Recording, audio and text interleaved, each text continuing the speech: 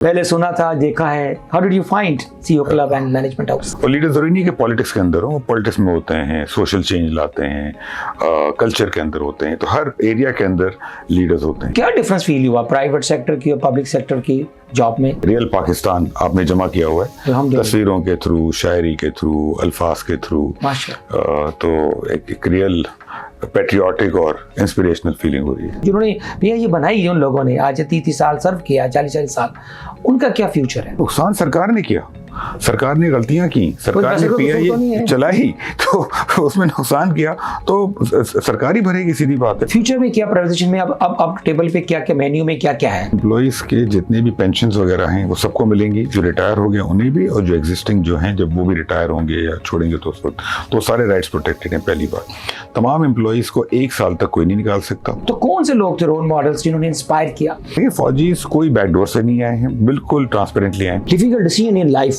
अली भाई आपने शादी के अलावा? टोटल पीआई के ट्रांजैक्शन में 7 इंटरनेशनल प्रॉपर्टीज हैं, 5 रेजिडेंशियल हैं और 2 कमर्शियल हैं। What is the recipe of success for Ali? 3 airport, Karachi, Lahore, Islamabad. इनको हम बेच नहीं रहे, आउटसोर्स कर रहे हैं। इनको हम मैनेजमेंट उसके आउटसोर्स कर रहे हैं लॉन्ग टर्म कंसेशन के अंदर। हैप्पीनेस आपके चेहरे पे स्माइल है, मुस्कुराते रहते हो जब भी देखा है, क्या राज है? इन्वेस्टर की जेब से 135 बिलियन निकलेंगे तब उन्हें 75% मिलेगा। वो कहते हैं आप खूबसूरत भी हैं, आप जवान भी हैं, तो फिर मोहब्बत की है, मोहब्बतें की। हमारे मुल्क में जब तक हम खवातीन को वर्कफोर्स में नहीं लाएंगे और उन्हें एम्पावर नहीं करेंगे, हम ग्रो नहीं कर सकेंगे। तो बच्चों को क्या उम्मीद देंगे आप? मुझे उम्मीद का मैसेज चाहिए आपसे। मोहब्बत तो हर रोज इंसान करता है किसी न किसी चीज से, जरूरी नहीं कि इंसानों से ही मोहब्बत करे।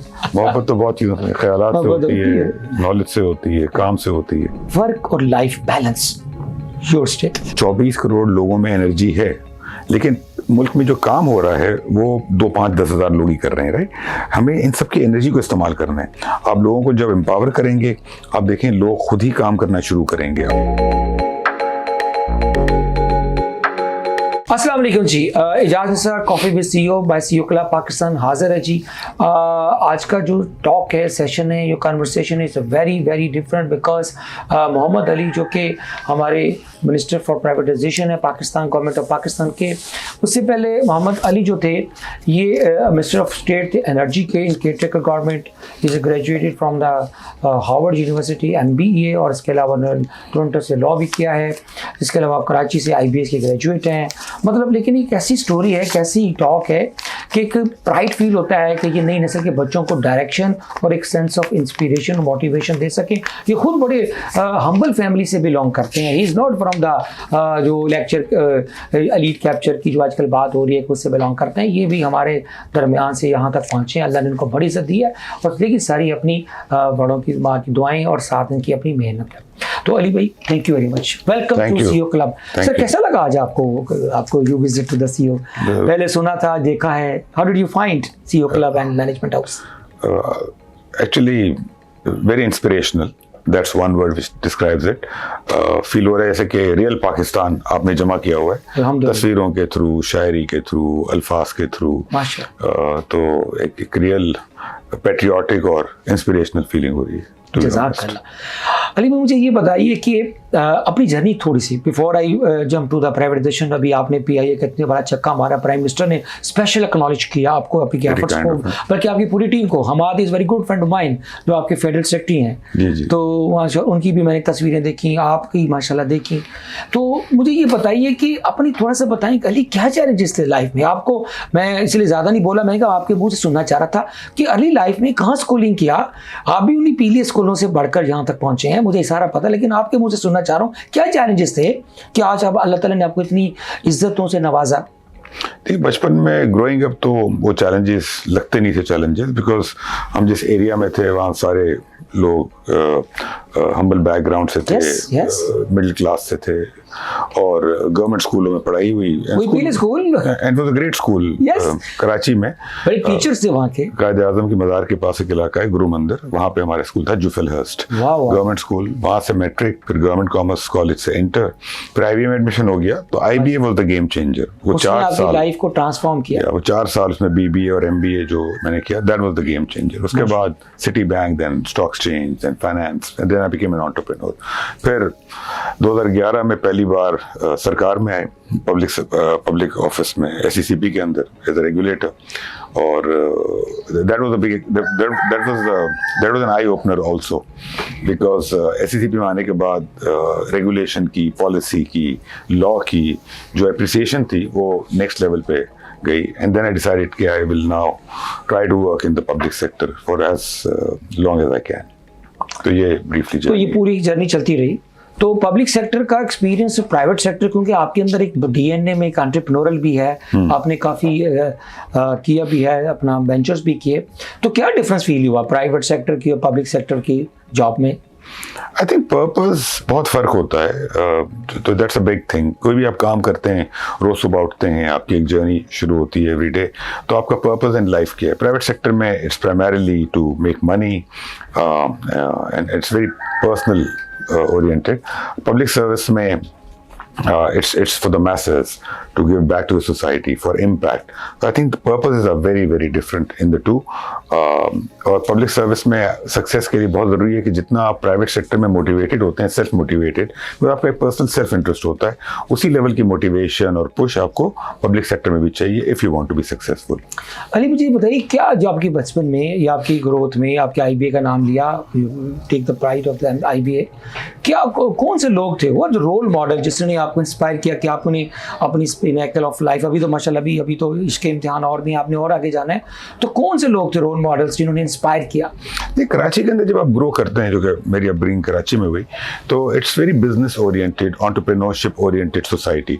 तो वहाँ पे आपके रोल मॉडल्स बैंक्स के हेड्स होते हैं, मल्टीनेशनल के हेड्स होते हैं। When you are in your late teens, early 20s, when you in business school, जो कि मैं IBA में था, तो those are the people who are your role models. But then when you come out of that and when I was in my 30s, then I started seeing the real role models are the people who have changed the society, who have changed the nation, and who have made an impact to the lives of the people.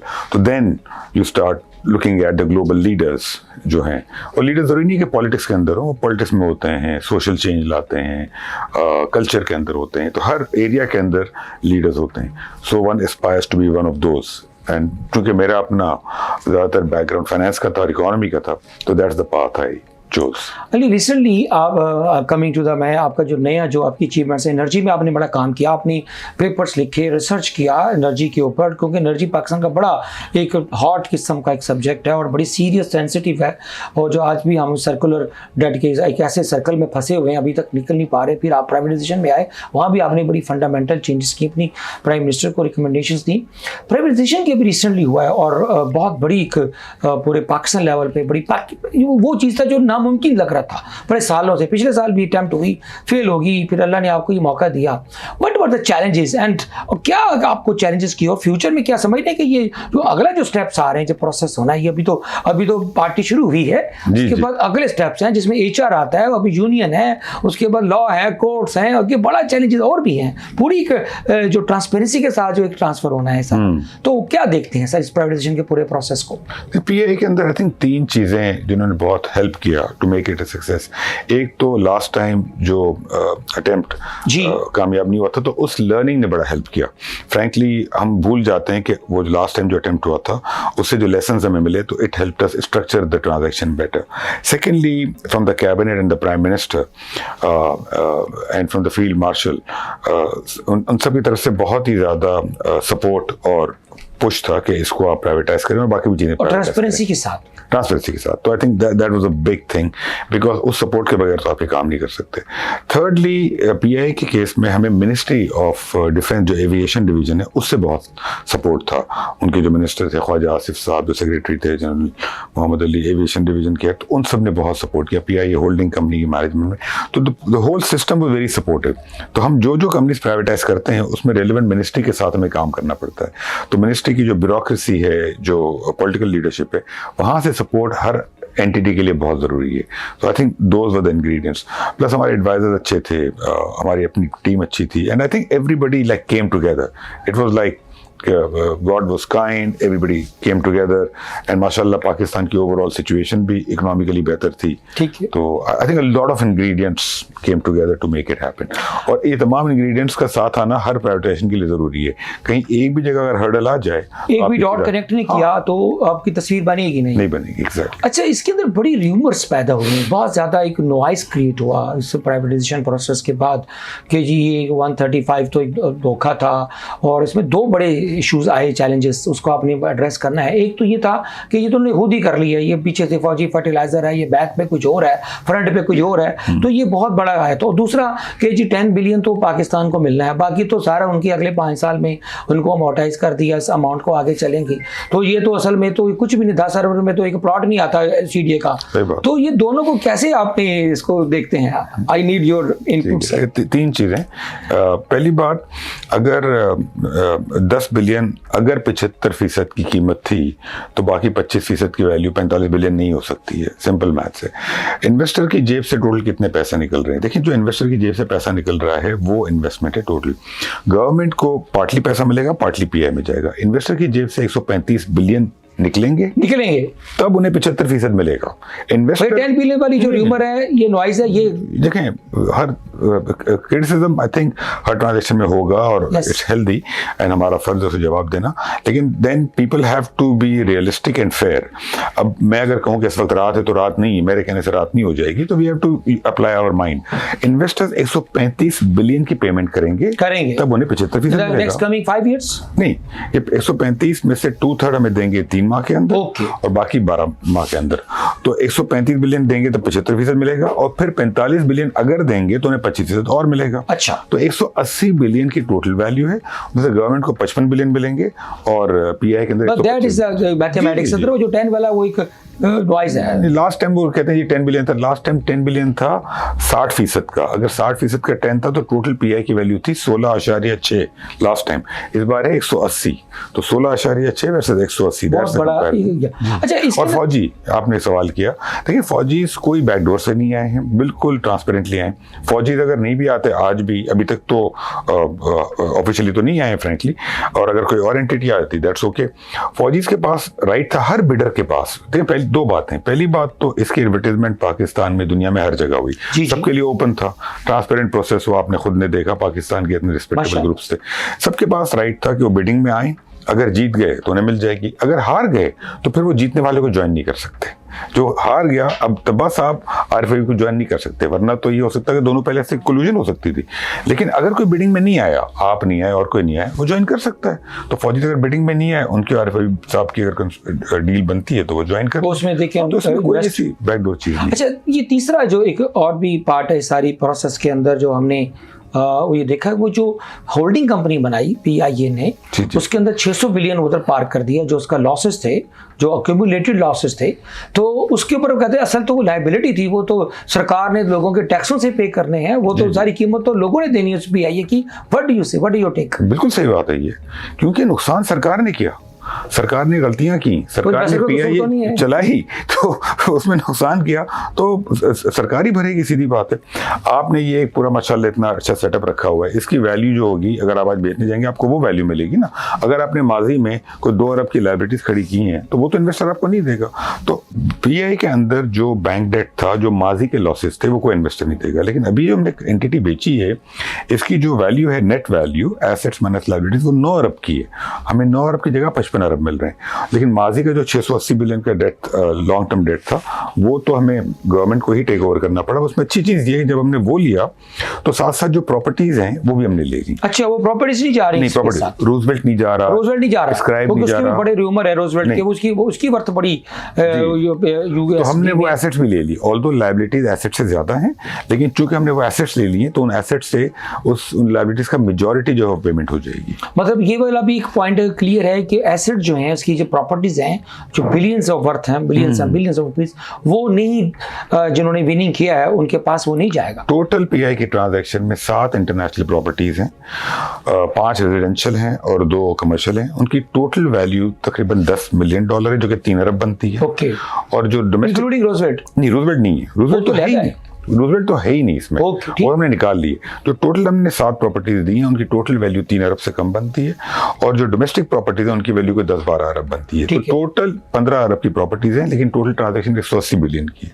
तो जो Roosevelt, scribe, इस type की valuable properties हैं वो हमने निकाल ली जब हमने लाइब्रेरीज निकाली थी। इससे पहले मैं कहीं और अगले स्टेप पे जाऊं, मुझे सिर्फ एक आखिरी बड़ा जो दिल के चुभ रहा है, वो जो एम्प्लॉयज हैं जी जी। उनके अंदर एक बड़ा फियर है, उनकी रिटेंशन के हवाले से, यूनियन की मैनेजमेंट के हवाले से, ह्यूमन रिसोर्स के हवाले से, उनकी डेवलपमेंट, नए लोगों की, उसके वो फियर्स हैं, वो कंसर्न्स हैं। वो बड़े डरे हुए लोग कि अब हमारी बारी है, बस अब कल कोई हमें लेटर मिलना है, पैसे थोड़े से मिलना है, शेक हैंड हो जाएगा, जो भी होता है।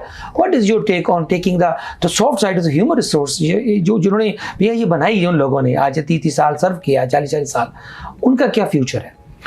इसमें 2 बातें। पहली बात तो एम्प्लॉइज़ के जितने भी पेंशन्स वगैरह हैं वो सबको मिलेंगी, जो रिटायर हो गए उन्हें भी, और जो एग्जिस्टिंग जो हैं जब वो भी रिटायर होंगे या छोड़ेंगे तो उस वक्त तो सारे राइट्स प्रोटेक्टेड हैं। पहली बात, तमाम एम्प्लॉइज़ को 1 साल तक कोई नहीं निकाल सकता। 1 साल के बाद जो नए ओनर्स हैं वो निकाल सकते हैं अगर वो चाहें तो। 1 साल तक अब उनको प्रोटेक्शन, सैलरीज, बेनिफिट सब मिलेंगे। सब मिलेंगे, कोई उसमें उसको चेंज भी नहीं, एडवर्सली चेंज भी नहीं कर सकते हैं। और 1 साल के बाद जब निकालेंगे, लेकिन अगर निकालना चाहें तो, लेकिन उसमें जो इम्पोर्टेंट बात है वो ये है कि यहाँ से पीआई को उन्हें ग्रो करना है। जो 180 बिलियन रुपए डालेगा, अपने लगाएगा, तो पीआई को ग्रो करेगा और प्लेन्स लेगा, तो उनको तो लोगों की ज़रूरत होगी। तो वो लोग जो कॉम्पिटेंट हैं, जो काम कर रहे हैं, जिनकी यूटिलिटी है, वो सारे के सारे रहेंगे।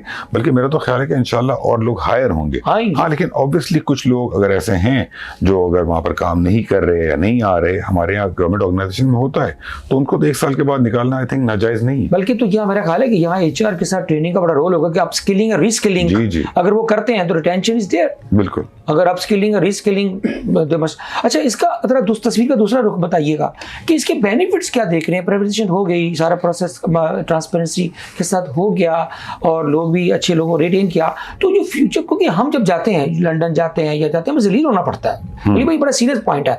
होता क्या था कि जैसे इंडिया की इंडियन एयर इंडिया है, वो दुनिया की हर जगह जाती है डायरेक्ट, हमें वो 4-4 वो कनेक्टिंग फ्लाइटें लेके 4-4 घंटे किसी दुनिया के एयरपोर्टों में जलील होना पड़ता है। किसी अगर आपने यूरोप में जाना है या यूएसए जाना है, यूके जाना है, तो क्या ये पीआईए का जो फ्यूचर में इतने प्लेन्स हैं, इतने हैं कि वो रूट्स जिनको मिले हुए हैं, जो असल एसेट है उसका पीआईए का, कि पाकिस्तानियों के लिए वो आसानियां पैदा होंगी? क्या देखते हैं फ्यूचर को पीआईए? बिल्कुल होंगी। देखिए, इस वक्त पीआई के पास टोटल 33 प्लेन है। जी जी। उसमें से सिर्फ 18 ऑपरेशनल है। 18 प्लेन पाकिस्तान की सबसे बड़ी एयरलाइन के ऑपरेशनल है। यूएई के जो 4 एयरलाइंस हैं वहाँ 550 प्लेन्स हैं। ठीक है, पूरे पाकिस्तान की तमाम एयरलाइंस की टोटल 50 प्लेन्स हैं। यूएई में 550 हैं, सऊदी अरेबिया में 300 हैं, कतर में 250 हैं। तो पाकिस्तान का पोटेंशियल देखें, अगर प्राइसिंग ठीक होगी, अगर सर्विस ठीक होगी, अगर रूट्स डायरेक्ट होंगे, तो लोग क्यों नहीं जाएंगे?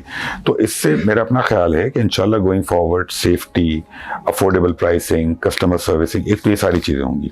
दूसरी बात, गवर्नमेंट ने माजी में जो लॉसेस भर रही थी, गवर्नमेंट की जान छूट गई उससे। तीसरी बात, जब ये प्रॉफिट करेंगे तो इंशाल्लाह हमें टैक्सेस मिलेंगे। तो ओवरऑल मेरे ख्याल में तो it's a win win for everyone, for consumers, for the country, for government, for investors. अच्छा, आगे चलते हैं। ये हो गया फ्यूचर में क्या प्राइवेटाइजेशन में, अब टेबल पे क्या क्या मेन्यू में क्या क्या है? हमारे 2 बैंक्स हैं, ज़री तरक्याती बैंक है, एग्रीकल्चर बैंक आप रखा हुआ इसमें? एग्रीकल्चर बैंक है हमारे। हालांकि उसके प्रेसिडेंट तो मुझे मिले, वो कहते हैं कि एजाज मेरा तो बड़ी इतनी मैंने टर्न अराउंड कर दी है, मेरे दोस्त हैं, कोलीग हैं, तो वो कह रहे थे इतनी पॉजिटिव पिक्चर बताई कि हम ये एग्रीकल्चर नहीं होना चाहिए प्राइवेटाइज, क्योंकि ये बैकबोन है एग्रीकल्चर पाकिस्तान को, प्राइम मिनिस्टर के दिल के पास है। तो यू थिंक ये this is a right move कि हम इसको प्राइवेटाइज भी कर? मेरे ख्याल में 40-50 साल हो गए इस बैंक को। टोटल इस बैंक का लोन पोर्टफोलियो शायद 100 अरब का है, और पाकिस्तान की जो टोटल बैंकिंग का साइज है वो 30,000 अरब है। तो बैंक उस तरीके से डिलीवर नहीं कर सकी जो इसका पर्पस था, वो अचीव नहीं किया। तो दूसरी बात, टर्न अराउंड हो ना हो, प्रॉफिट हो ना हो, आई थिंक ये क्राइटेरिया हमारा नहीं होना चाहिए। प्राइवेटाइजेशन का क्राइटेरिया ये होना चाहिए कि आप और मैं जो टैक्सेस भरते हैं, और आवाम जो टैक्सेस भरती है, जो हम गवर्नमेंट को देते हैं टैक्सेस, क्या हम इसलिए दे रहे हैं सरकारों को कि वो इससे बिजनेस करें? अगर आप ये चाहते हैं और ये मुल्क ये चाहता है कि हम टैक्सेस दें और गवर्नमेंट उस पैसे से कमर्शियल बिजनेसेस करे, तो फिर हम कर लेते हैं। तो नफा नुकसान इज इररिलेवेंट। गवर्नमेंट का अगर काम नहीं है बैंक चलाना आज की तारीख में, देखिए एक ज़माना था जब दुनिया में गवर्नमेंट से करती थी और शायद उस वक्त की ज़रूरत भी थी। आज जो मॉडल है, इकोनॉमिक मॉडल, उसके अंदर प्राइवेट सेक्टर का ही काम है, तो प्राइवेट सेक्टर ये काम करे, गवर्नमेंट का ही काम नहीं। ठीक, इस वजह से आप, लेकिन एरिया होता है ना, कुछ स्पेशलाइज्ड एरिया, उसकी बात कर रहे थे। अदरवाइज जर्नल होता तो इट्स ओके। एग्रीकल्चर को उसके अंदर जो है नहीं, एग्रीकल्चर का जो करने का तरीका है वो ये है कि State Bank as a central bank regulator वो अपने पॉलिसी मेजर्स के थ्रू तमाम बैंकों से कहे कि इतना परसेंटेज एग्रीकल्चर के बनाए, हाँ इतना परसेंटेज आपको एग्री को देना है।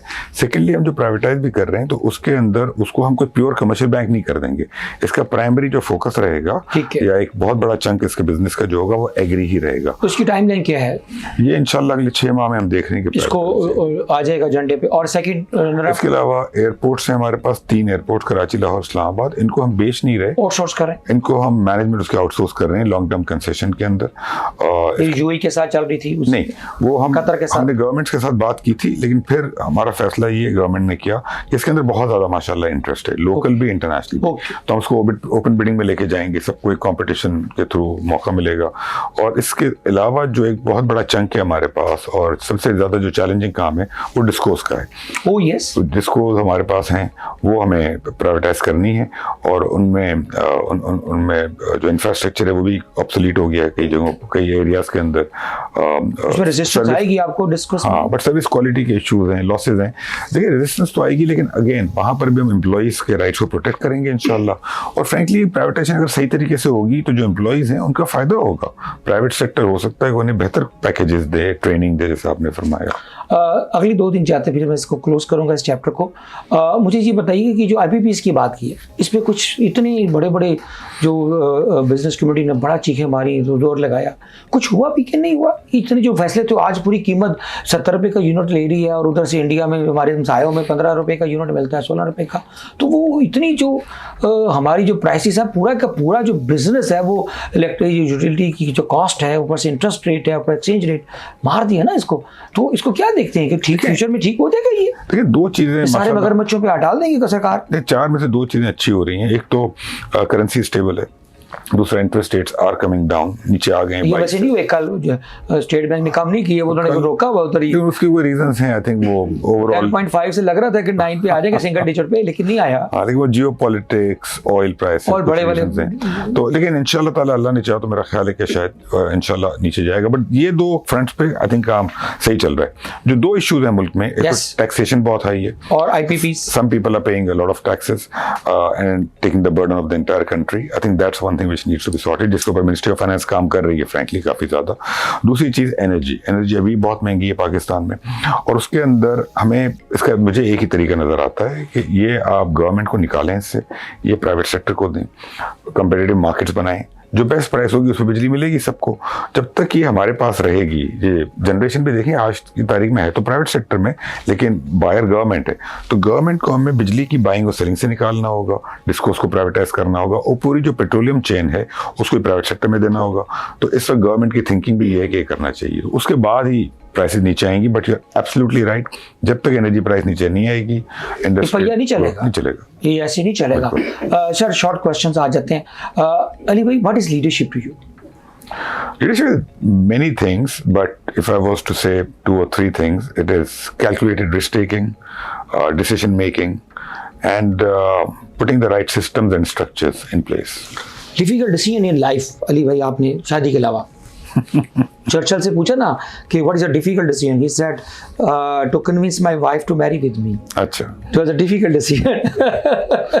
डिफिकल्ट। आपके क्या फैसले थे, मुश्किल फैसले लाइफ के? मुश्किल फैसले, कनाडा में पढ़ लिया, USA से पढ़ लिया, हार्वर्ड से पढ़ लिया, दिल्ली या उधर USA में की जॉब कर लो, बस बड़ी हो गई। 2-3 मुश्किल फैसले, because when I was young, तो after my MBA my first job was city bank.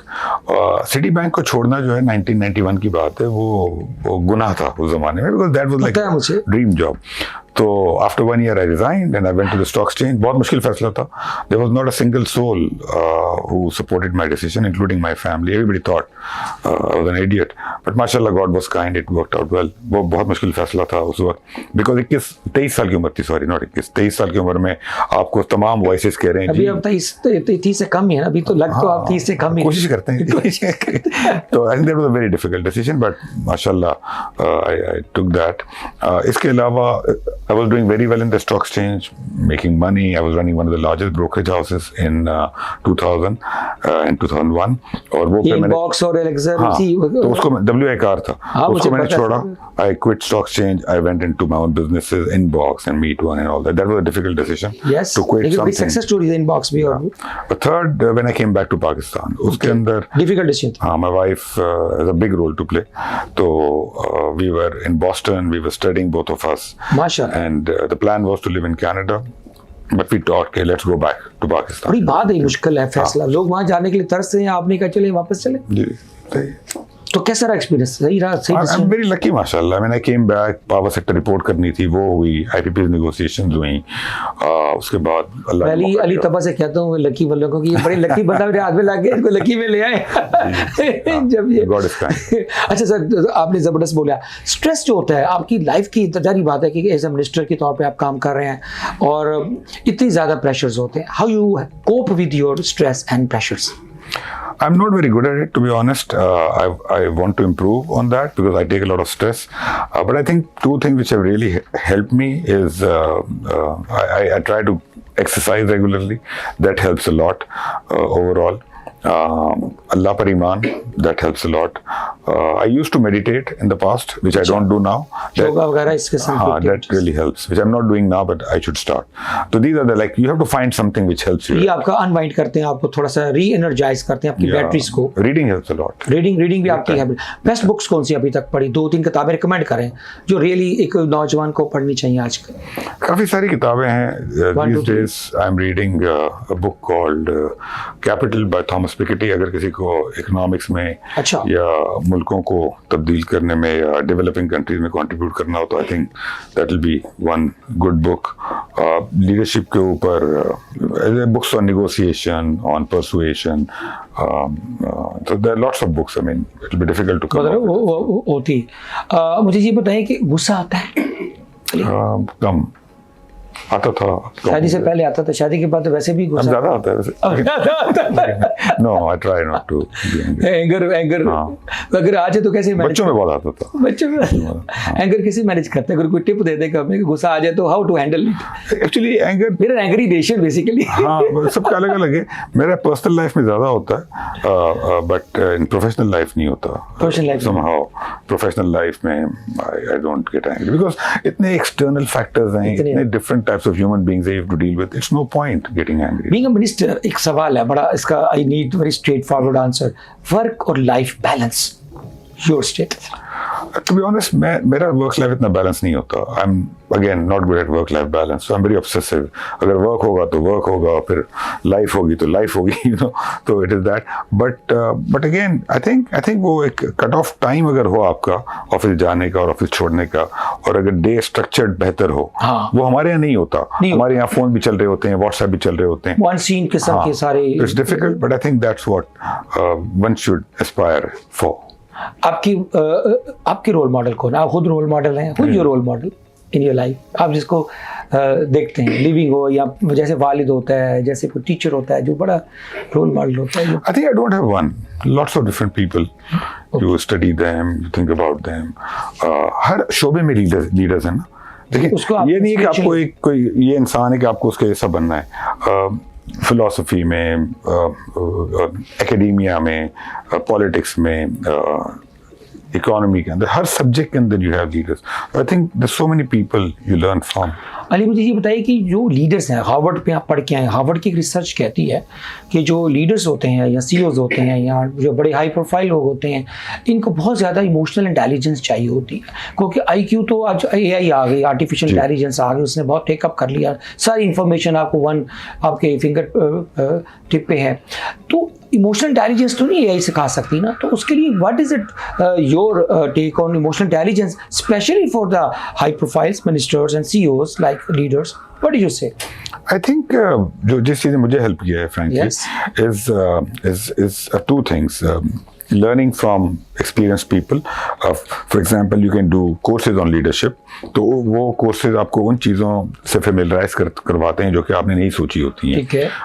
And reading about them. Because reading takes you into domains and areas that you have not thought about. But it is very true.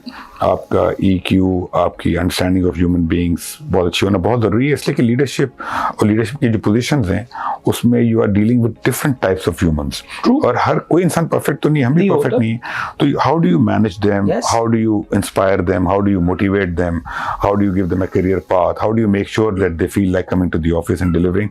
So this requires a lot of things, especially you have to lead by example, and you have to delegate, you have to empower them, and empower भी इस तरीके से करना है कि the person is able to deliver. You have to have systems which make sure कि जो आपने jobs assign की हुई लोगों को deliver हो रही, तो it's a lot of things, और ये तमाम चीज़ें करने के लिए I think the biggest learning is through courses, through reading. I think that's what is needed. Short question पे क्लोज करते हैं हम। मुझे ये बताइएगा कि ये जो है सक्सेस जो है, आप कॉफ़ी लें प्लीज़। सक्सेस के क्या मंत्रा है अली?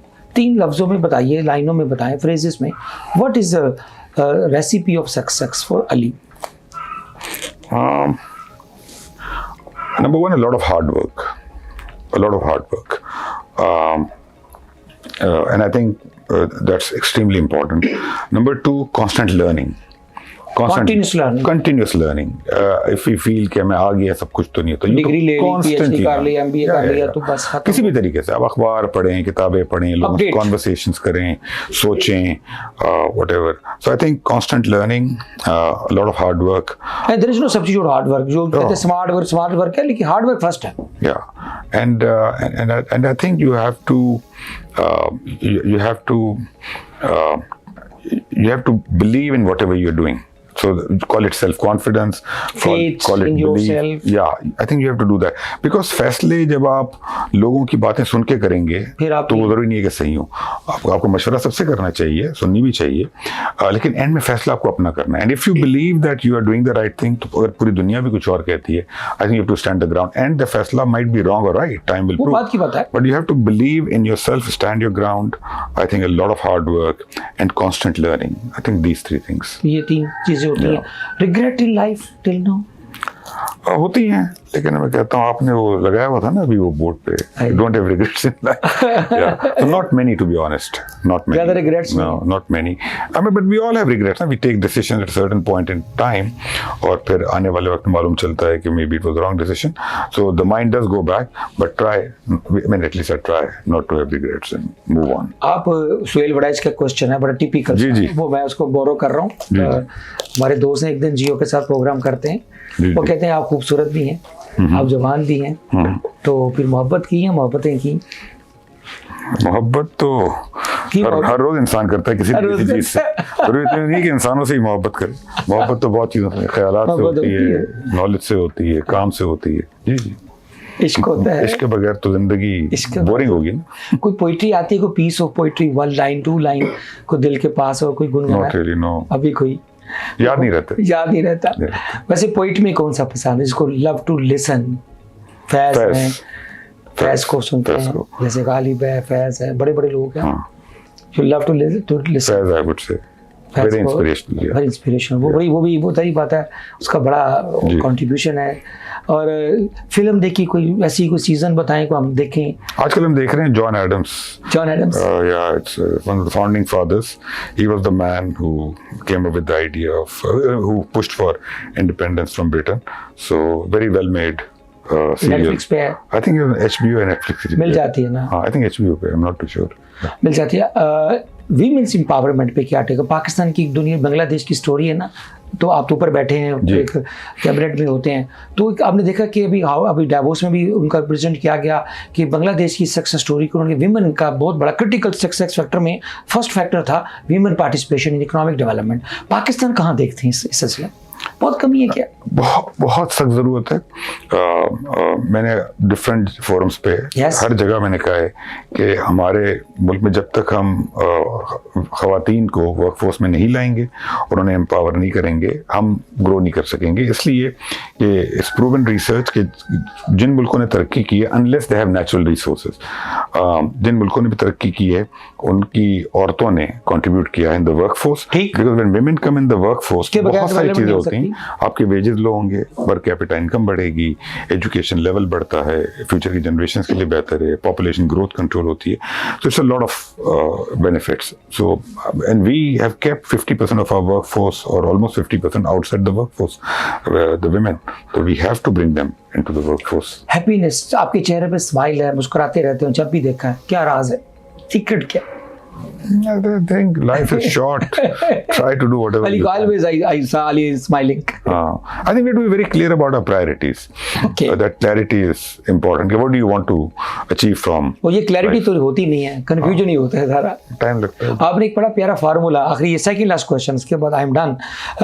एक फार्मूला भी एक लिसनर डे कॉन्फ्रेंस में दिया था कि अगर ये फार्मूले पे अप्लाई कर लें, फार्मूला प्लीज हमें दोबारा रिकॉल कर. वो हमने कॉन्फ्रेंस थी ऑन डायलॉग जो था, डायलॉग जो था वो उस पे कोर्स करेक्शन जी, course correction, Pakistan economic reset. तो अब इकोनॉमिक रीसेट के लिए देखिए बहुत सारी चीजें बड़ा अच्छा फार्मूला था वो. But you to start somewhere. तो we are working on it कि क्या आइडियाज होने चाहिए, we are working on it कि क्या आइडियाज होने चाहिए. और तो उसमें 4 चीजें थी. तो इत्तेफाक से it converted into an acronym RISE. बहुत खूबसूरत formula. And R stood for realizing the potential of our women, bring women into the workforce. So RISE is realize potential of women. I is for integrate the informal economy. Because जब तक हमारी informal economy को हम integrate नहीं करेंगे, tax rate नहीं बढ़ेगा, corruption कम नहीं होगी, प्रोडक्टिविटी नहीं बढ़ेगी, ग्रोथ नहीं होगी. So RIS is for shift from trading to manufacturing. We are a trading nation. I think we need to move towards manufacturing because जो हमें एम्प्लॉयमेंट प्रोवाइड करनी है, एक्सपोर्ट करना है, पर कैपिटल इनकम बढ़ानी है, वो मैन्युफैक्चरिंग के बगैर नहीं होगी.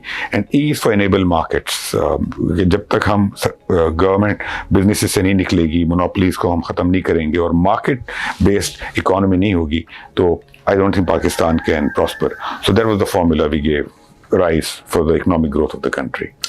सर लास्ट क्वेश्चन, जबरदस्त. ये RISE is really touching my heart. देखिए आपको मैंने याद करवाया. याद था आपको? देख ले, मेरी इतनी बड़ी तैयारी करके बैठा तो जी जी जी. लास्ट क्वेश्चन हम अली से पूछते हैं. अली, मैं यूनिवर्सिटीज में जाता हूँ टॉक्स देने, आप भी जाते हैं, नई नस्ल के बच्चों से आप मिलते हैं. मुझे सवाल है अली आपसे कि बच्चों के पास अब होप नहीं है पाकिस्तान के हवाले से, जॉब्स के हवाले से. हाईएस्ट इस वक्त लेवल ऑफ अनएम्प्लॉयमेंट है इस कंट्री में. इस वक्त इंडस्ट्रियलाइजेशन बड़ी नेगेटिव चल रही है, आपको पता है. इवन FDI बड़ी नीचे चली गई है. ये कुछ क्रिटिकल फैक्टर्स हैं जो इकॉनमी के होते हैं. और नई नस्ल के बच्चों के पास ओवरलोडेड यूनिवर्सिटियाँ और एमलेस एजुकेशन. अब तो future of education and universities at stake है. AI के ज़माने की बात कर रहा हूँ. तो बच्चों को क्या उम्मीद देंगे आप? मुझे उम्मीद का मैसेज चाहिए आपसे बिफोर क्लोजिंग योर टॉक. मेरा अपना व्यू ये है कि इंशाल्लाह ताला आने वाला वक्त पाकिस्तान के लिए बहुत अच्छा होगा.